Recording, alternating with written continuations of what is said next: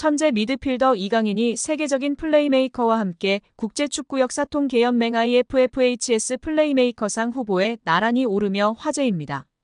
IFFHS는 지난달 말 공식 홈페이지를 통해 이강인, 리오넬 메시, 케빈 더 브라위너, 주드 벨링엄 등으로 구성된 2024년 월드 베스트 플레이메이커 후보 15인을 발표했습니다.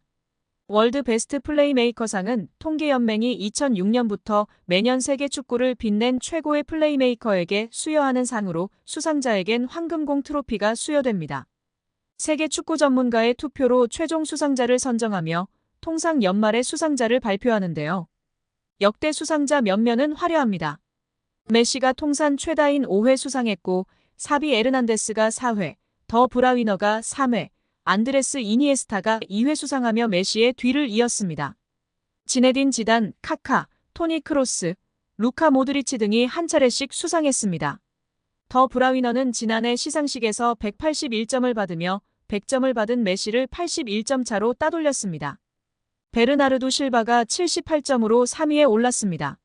시즌별로 가장 창의적인 플레이를 펼친 선수들에게 트로피가 주어졌는데요. 이런 전설들이 수상한 플레이메이커상 최종 후보에 이강인이 뽑힌 것만으로 큰 의미가 있다는 평가입니다. 통계연맹은 최근 2시즌 이강인이 공격 포인트뿐 아니라 프랑스 리그1과 유럽 챔피언스 리그에서 선보인 드리블 돌파 찬스 메이킹 등의 능력을 높이 평가한 것으로 보입니다. 이강인은 올 시즌 챔피언스 리그에서 키패스 11개를 기록하며 전체 공동 4위를 질주하고 있는 상황입니다. 이강인은 여전히 선발과 벤치를 오가고 있습니다. 이번 시즌 리그 개막전에 선발 출전하여 골을 넣었고 2라운드에서도 득점에 성공했으나 출전 시간은 일정치 않았습니다. 루이스 엘리케 감독은 좌우 윙어의 브래들리 바르콜라, 덴벨레를 선호했습니다. 이강인은 가짜 9번 역할을 부여받기도 했습니다. 출전 시간이 부족하고 연속해서 선발로 출전하는 횟수가 적은데도 불구하고 이강인은 좋은 모습을 이어오고 있습니다. 이강인은 이번 모나코전 도움으로 6골 2도움, 총 8개의 공격 포인트를 기록하게 됐습니다. PSG에서 공동 3위의 수치인데요. 바르콜라, 덴벨레가 12개의 공격 포인트로 공동 1위, 이강인과 주앙 네베스가 3위인 상황입니다. 찬스 메이킹 쪽에서도 이강인은 상위권이었습니다.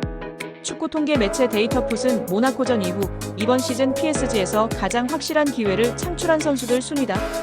옵타가 계산한 이 수치는 팀 동료의 마무리에 따라 달라지는 도움 횟수보다 더 밀접한 관련이 있습니다. 확실한 기회를 만들어내는 수치라 볼 수 있다라며 PSG 선수들 순위를 전했습니다. 1위는 아슈라프 하키미로 14회 창출이었고 이강인이 11회 창출로 2위에 올랐습니다. 단순한 수치로 보더라도 이강인의 찬스 메이킹 능력은 팀 내 최고 수준인데요.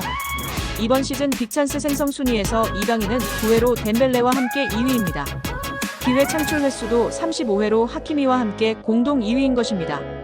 무엇보다도 이강인이 하키미, 덴벨레 등보다도 적게 뛰고도 이런 능력을 보여준다는 것이 무척이나 대단한 상황임을 알 수 있습니다. 여기에 유럽 5대 리그 출전 시간 800분 이상 선수들 중 키패스 순위에 이강인 선수가 오르며 화제입니다. 무려 2위입니다. 출전 시간 800분 이상 선수들 중 90분 당 키패스 개수 환산 시 이강인 선수가 3.6개로 2위에 랭크되었습니다. 1위는 알렉스 베나 선수로 3.8개이며 3위는 근소한 차이로 3.5개로 하피냐 선수가 랭크되어 있습니다. 파리 생제르맹 동료 하키미 선수는 2.9개로 8위에 랭크되어 있습니다. 파리 생제르맹의 다른 공격수와 미드필더 모두 10위권에 랭크된 선수가 없습니다. 창조적이며 공격적인 키패스를 넣어주는 선수는 이강인 선수가 단연 으뜸이라는 사실이 증명되고 있으며 오히려 동료 선수들이 받아먹어줬다면 이강인 선수의 도움 공격 포인트가 지금보다 훨씬 높았을 것입니다. 파리 생제르맹에서 활약 중인 이강인의 미래가 더욱 밝아질 것으로 보이며 화제입니다. 나세르 알켈라이피 PSG 회장이 어린 선수들이 주축이 된 팀을 만들겠다고 공언했기 때문인데요. 유럽 축구 전문기자 파브리치오 로마노에 따르면 알켈라이피 회장은 우리는 앞으로 6에서 8년 더 함께 뛸 수 있는 팀을 만들고 싶다라며 유럽 축구연맹 챔피언스리그 8강팀 중 가장 어린 팀을 보유하고 있다. UEFA 클럽 랭킹 10위 안에서도 가장 어리다. 정말 자랑스러운 일이다라고 말했습니다. 현지에서는 알켈라이피 회장의 발언에 대해 미래 자원들로 리빌딩에 착수할 거라고 선언한 것으로 보고 있습니다. 킬리안 음바페가 떠난 후 새로운 청사진을 그리고 있다는 분석입니다. 영국 비사컨은 PSG의 알켈라이피 회장은 장기 프로젝트를 그리고 있다. 앞으로 6년, 7년, 8년은 뛸 수 있는 젊은 선수들을 중심으로 팀을 개편하고자 한다라며 알켈라이피 회장의 최근 발언은 과거 음바페를 지키려고 했을 때의 발언과 상당히 대조적이다라고 전했습니다. 이어 PSG는 새로운 시대를 준비하고 있으며 음바페는 팀 계획에서 점점 사라지고 있다. 레알 소시에다드와의 챔피언스리그 16강전에서 결정적인 역할을 했지만 PSG는 선수들이 음바페가 없는 상황에 익숙해지도록 음바페에게 부수적인 역할을 맡기고 있다라고 덧붙였습니다. 게프폴리우스 프랑스 또한 알켈라이피 회장은 파르크 데 프랭스에서 새롭고 젊은 장기적인 프로젝트를 강조했다. 레알 소시에다드전에 출전한 PSG 선수들의 평균 연령은 23세 361일로 챔피언스리그에서 구단 역사상 최연소 선발 명단이었다. 경기 후에도 알켈라이피 회장은 라커룸을 찾아가 선수들에게 부담 갖지 말라고 격려했다라며 현재 PSG가 리빌딩에 돌입했다고 설명했습니다. PSG의 최대 목표는 챔피언스리그 우승입니다. 프랑스 내에서는 적수가 없지만 유럽 무대에서는 힘을 쓰지 못했는데요. 2019년도 시즌 준우승이 가장 좋은 성적이었습니다. 알켈라이피 회장은 급하게 도전할 생각이 없습니다. 시간이 조금 걸리더라도 미래를 보장할 수 있는 선수들로 팀을 만들어 계속 도전하겠다는 입장입니다. RMC 스포츠에 따르면 알켈라이피 회장은 선수들은 매 경기 승리를 원하지만 현실적이어야 한다. 우리는 팀을 구성하는 과정에 있으며 선수들 대부분이 어리다. 새로운 팀을 만드는 과정이기 때문에 쉽지 않다라며 팀을 만들었다고 해도 선수들이 준비가 된 것은 아니다라며 충분히 기다릴 필요가 있다고 강조했습니다. 회장이 직접 젊은 선수들로 개편하겠다는 뜻을 밝힌 만큼 이강인의 미래도 좀 더 밝아질 것으로 기대되고 있습니다. 2001년생 이강인은 얼마 전 23번째 생일을 맞았습니다.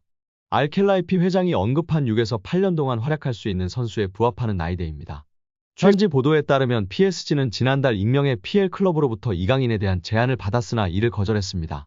영국에서는 중동 자본을 등에 업은 뉴캐슬 유나이티드가 이강인을 노리고 있다는 루머까지 등장했습니다. 그러나 PSG가 이강인을 팔지 않겠다고 선을 그으면서 이강인의 이적설은 루머에 그쳤습니다. 이어 김민재의 전 소속팀인 나폴리도 이강인과 연결됐습니다.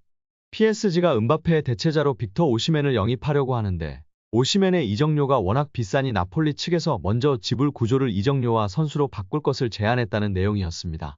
이 과정에서 나폴리는 PSG가 내놓을 트레이드 카드로 이강인을 지목했는데 PSG가 곧바로 협상을 접었습니다. 젊은 선수들을 중심으로 팀을 개편할 계획을 세운 PSG의 플랜에서 이강인이 어떤 입지를 갖고 있는지 알 수 있는 대목이었습니다. 최근에는 사우디아라비아에서 이강인에게 관심을 보이고 있다는 소식도 전해졌습니다. 심지어 일부 사우디아라비아 클럽들은 이강인을 리그 최고 연봉자로 만들 생각도 갖고 있다는 보도였습니다. 프랑스 매체 풋 메르카토의 산티 아우나는 일부 사우디아라비아 클럽들이 이강인을 영입하기 위해 PSG와 이강인에게 초대형 제안을 건넬 준비를 하고 있다며 상황을 지켜봐야 한다고 했습니다. 현재 사우디아라비아에서 뛰는 선수들 중 가장 높은 연봉을 받는 선수는 세계적인 슈퍼스타 크리스티아누 호날두로 만약 이강인이 이 제안을 수락할 경우 호날두가 받는 2억 유로 약 2,982억 원 수준의 연봉을 받을 수 있을 전망이지만 이제 막 B클럽에서 도전을 시작한 이강인이 사우디아라비아의 제안을 받아들일 것인지는 미지수입니다.